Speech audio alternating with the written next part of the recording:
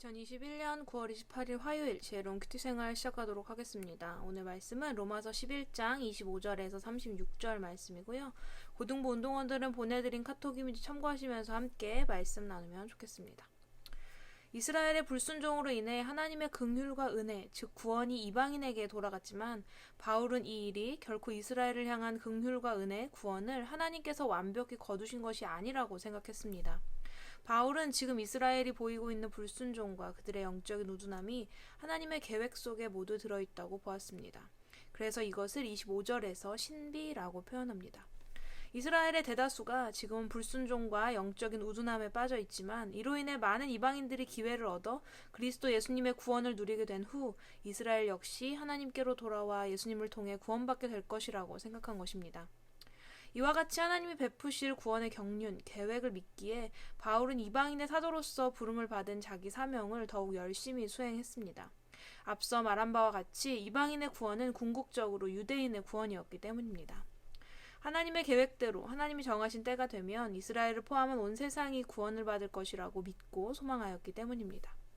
오늘의 우리 또한 하나님의 긍휼과 은혜를 입은 자들입니다. 하나님의 구원의 경륜, 계획 안에 있는 자들임을 기억하며 나의 구원이 나의 어떤 의로움 때문이 아닌 하나님의 은혜 때문임을 기억하며 늘 감사함으로 살아가야 합니다. 이러한 하나님의 긍휼과 은혜 그리고 완벽한 하나님의 계획과 때를 바라볼 때 우리 인간의 지혜와 지식은 아무것도 아님을 알게 됩니다. 인간의 지혜와 지식이 아무리 뛰어나다고 해도 이것은 무척이나 단편적이며 자기중심적입니다. 하지만 하나님의 지혜와 지식은 무척이나 깊고도 풍성합니다. 유대인들 그리고 오늘 우리 믿는 자들이 생각하는 하나님 그리고 하나님의 계획 또한 이런 우리의 지식과 지혜의 틀에 갇혀 있습니다. 우리의 하나님, 나의 하나님, 하나님의 자녀만을 축복하시고 지키시는 하나님이라 여기며 살아갑니다.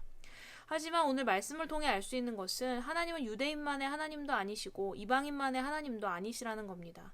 유대인을 위할 때도 이방인을 생각하시고 이방인을 위하실 때도 유대인을 생각하시는 분입니다. 갈라디아서 3장 28절의 말씀처럼 유대인이나 이방인이나 종이나 자유인이나 남자나 여자 그 모두를 살피고 인도하시는 분, 다 그리스도 예수 안에서 하나가 되게 하시는 분이 우리 하나님이십니다. 만물이 하나님께로부터 나오고 또한 그로 말미암으며 하나님께로 돌아갑니다. 그분은 만물의 시작이시며 과정이시고 목적이십니다. 하나님은 세상뿐 아니라 오늘 내 존재의 시작이시며 내 삶의 목적이십니다. 하나님의 자녀인 우리는 내가 존재하는 것도 하나님 때문이며 내가 사는 목적도 하나님을 위함이라는 것을 늘 기억해야 합니다.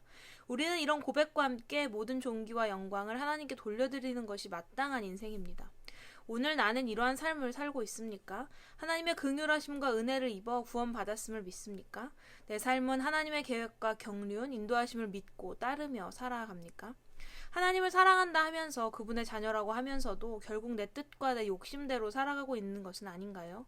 또한 이 세상의 모든 것을 하나님이 지으셨음을 믿고 나의 모든 삶의 시작과 목적이 하나님이심을 인정하며 신뢰합니까? 이 모든 질문에 대한 답이 yes라면 좋겠지만 우리의 솔직한 대답은 모든 질문에 yes라고 대답하기 힘들지도 모릅니다. 하지만 괜찮습니다. 나는 하나님의 긍휼과 은혜 아래 있는 자이기 때문입니다. 나는 부족하고 연약하지만 하나님의 구원 계획 안에 거하고 있기 때문입니다. 그렇다면 이것으로 모두 다 정말 괜찮은 걸까요? 난 어차피 연약하고 부족한 존재니까 계속해서 이렇게 살아도 나를 사랑하시고 나를 구원하시는 하나님이시니까 라고 여기면서 계속해서 내 뜻과 내 욕심대로 살아가도 괜찮은 걸까요? 아닙니다. 하나님의 긍휼과 은혜 구원을 얻은 자라면 우리는 고백해야 합니다.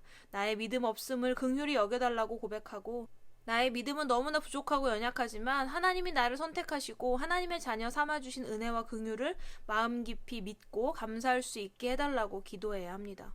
또한 내 삶의 목적을 더 이상 나에 두지 않고 하나님으로 두기로 작정하고 그저 말로만 잠시 교회에 나올 때 말씀 묵상할 때만이 아니라 나의 모든 삶의 모든 순간에 하나님을 초청하고 그분의 뜻대로 살아가기를 원한다고 기도하고 또 노력하는 일이 필요합니다.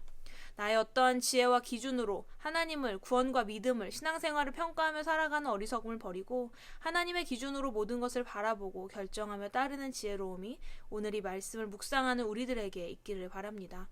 말씀과 기도로 영적인 우둔함을 벗어버리고 하나님의 지혜가 가득한 우리 운동원들의 삶이 되기를 소망합니다. 지혜로운 큐티 생활 210번째 시간이었습니다. 이스라엘의 불순종과 영적인 우둔함이 많은 이방인들에게는 기회가 되어 예수님의 구원을 누리게 했다.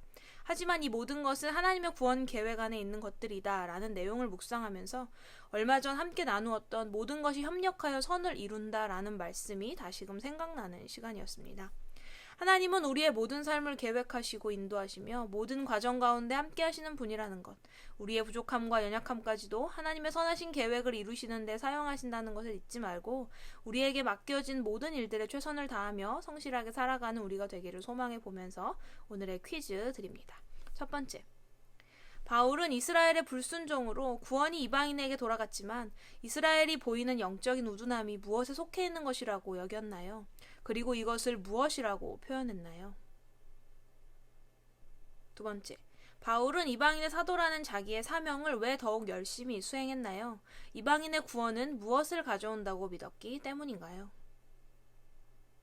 세 번째, 하나님의 지혜와 지식 그리고 인간의 지혜와 지식의 차이는 무엇인가요? 나는 특별히 어떠한 순간에 하나님의 지혜와 지식이 깊고도 풍요하다는 것을 느끼나요?